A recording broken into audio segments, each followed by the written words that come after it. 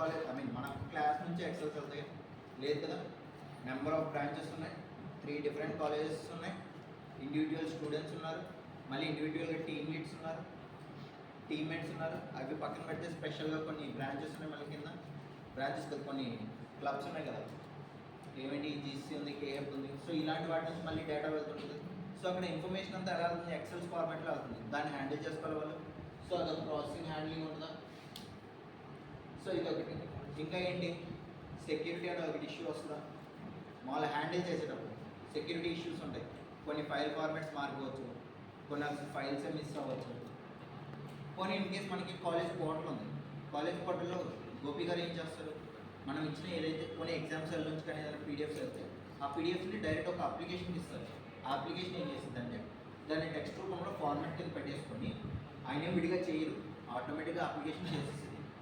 So మనకు ఆ entire day మొత్తం సర్వర్ డౌన్లో ఉంటుంది. సో ఆ అప్లికేషన్స్ అన్నీ అప్లోడ్ అవుతుంది సేపు. అది అప్లోడ్ అయిపోయాక మన రోల్ నెంబర్ కొట్టుకొని మనకి ఏదైతే ఇన్ఫర్మేషన్ కావాలో ఆటోమేటిక్గా వస్తుంది. అర్థమవుతుందా. ఇన్ఫర్మేషన్ అంతా ఆటోమేటిక్గా ఆయన అప్లోడ్ చేస్తే చాలు, విడిగా టైప్ చేయాల్సిన పని లేదు. సో అలాంటి టైంలో ఒకవేళ రోల్ నెంబర్ మిస్ మ్యాచ్ అయింది అనుకోండి, ఈ మిస్ మ్యాచ్ ఇన్ఫర్మేషన్ మనకి ఎక్కడ జరిగింది, మెయిన్గా ఫీజెస్ పే చేస్తూ ఉంటాం పోర్టల్స్లో. ఏం చేస్తాం, ఒక్కొక్కసారి రోల్ నెంబర్ లాస్ట్లో 6 పెట్టిపోయి 7 పెడతాం. పేమెంట్ అప్పుడు ఎవరిది పే అయినట్టు వెళ్ళిపోద్ది, రోల్ నెంబర్ 7ది పే అయినట్టు వెళ్ళిపోతాం 6 బదులు. సో అప్పుడు ఏం చేస్తాం, సింపుల్గా కేపీ సార్ దగ్గరికి వెళ్ళి ఇష్యూని సాల్వ్ చేసుకుంటాం. సార్ ఇది మాది కాదు అన్నట్టు. సో ఆ విధంగా సెక్యూరిటీ ఇష్యూస్ వస్తాయి. ఇంకా ఏముంటాయి ప్రాబ్లమ్స్, ఒక పెద్ద డేటాని హ్యాండిల్ చేసేటప్పుడు దాని యొక్క స్పీడింగ్, ఇన్ఫర్మేషన్ పెరుగుతుంది అనుకో, ఒకవేళ దాన్ని హ్యాండిల్ చేయలేం కదా. సడన్గా ఇంత కేబీ ఇంత జీబీ వచ్చిందనుకో, దాన్ని ఇలా ఈ అప్లికేషన్లో పెట్టి చేస్తానంటే ఒక ఐడియా వస్తుంది, థాట్ ప్రాసెస్. కానీ కంటిన్యూస్గా పెరుగుతూ ఉంటే ఏం జరిగింది, ఆ అప్లికేషన్ అనేది దాన్ని హోల్డ్ చేసి పెట్టుకోవాలి కదా. ఇప్పుడు మన స్టోరేజ్ ఉంది 64 GB అన్నాం, ఎంటైర్ 64 GB మనకి స్టోరేజ్ ఇవ్వడం. 64లో మా అయితే ఒక 54 MB వస్తాడు, మిగతా 10 GB అంతా మన ఏదైతే డివైస్ ఉందో డివైస్ యొక్క ఫైల్స్ ఉంటాయి ఆటోమేటిక్గా.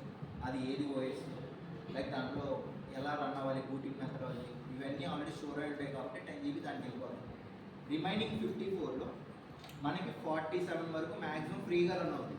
ఎప్పుడైతే 47 దాటిద్దో, ఇన్ఫర్మేషన్ పెరిగిద్దో, ఆ టైం నుంచి డివైస్ స్లో అవ్వడం మొదలవుతుంది. ఇంకా 51 ఫుల్ అయిపోయిందంటే ఇంకా అసలు పూర్తిగా ల్యాగ్ అయిపోతుంది, ఓపెన్ చేయలేము కదా. థంబ్ ఇంప్రెషన్ ఇచ్చినా సరే అది ఎప్పటికో ఓపెన్ అవుతుంది స్లోగా. సో అలాంటప్పుడు ఇలాంటి స్కేలింగ్ ప్రాసెస్ పెరిగినప్పుడు కూడా ఇలాంటి ఇష్యూస్ వస్తాయి.